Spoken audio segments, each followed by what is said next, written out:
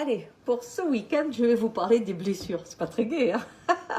Des blessures qui ne veulent pas mourir. Eh bien, il y a plusieurs genres de blessures qui ne veulent pas mourir et elles n'ont pas les mêmes effets sur nous.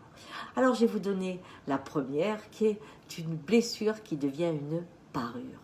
Eh oui, parfois on est agressé, que ce soit si c'est un viol, qu'il soit homme ou femme, qu'il soit une attaque, qu'il soit une maladie violente qui vient sur vous. Et cela crée chez vous un avant et un après. On dit toujours avant ma maladie, avant mon viol, avant ceci, avant cela. On n'est plus le même. Et pendant cette période où on doit communiquer sur ce qui est arrivé, eh bien il y a cette impuissance à partager la douleur, comme si personne ne pouvait la recevoir, comme si personne ne pouvait reconnaître jusqu'où vous avez souffert. Et bien sûr, s'il y a des réparations, elles sont toujours inutiles. Mais par contre, ces blessures-là font de celui qui est isolé un prisonnier de sa blessure. Et elle devient sa parure. Comment? Eh bien, parce qu'on va dire, ah oui, tu sais, ça c'est celle qui a été violée. Ah oui, tu sais, là, celui-là, là, ouais, c'est lui qui a eu le cancer, machin. C'est-à-dire qu'on ne parle que par le symptôme, que par le trauma qui est arrivé de l'individu. Parce qu'elle prend toute sa vie et qu'elle arrête sa vie.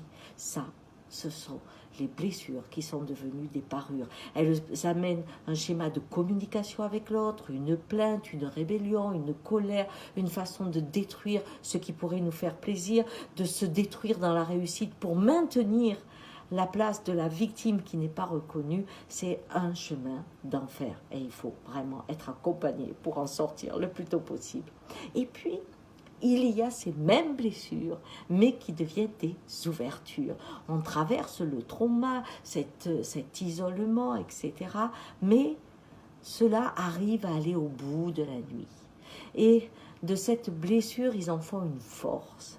Par exemple, j'ai été harcelée, humiliée par un employeur, par un de mes compagnons ou compagnes, et je suis à terre.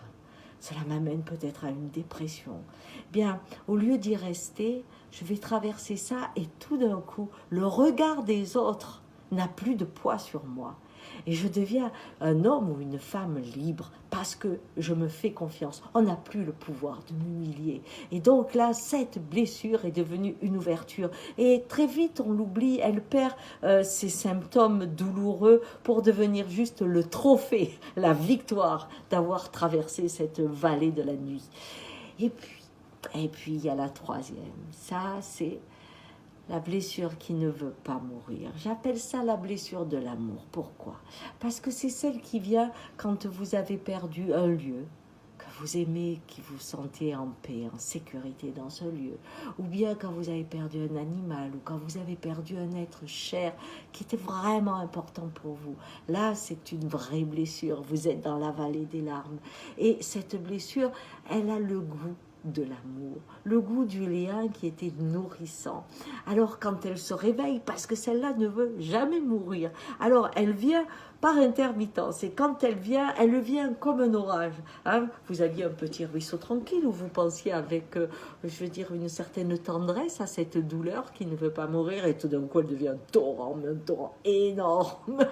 Elle vous ravage, vous vous retrouvez en train de pleurer ce temps, cet animal ou cet être que vous avez tant aimé, et vos larmes débordent de partout.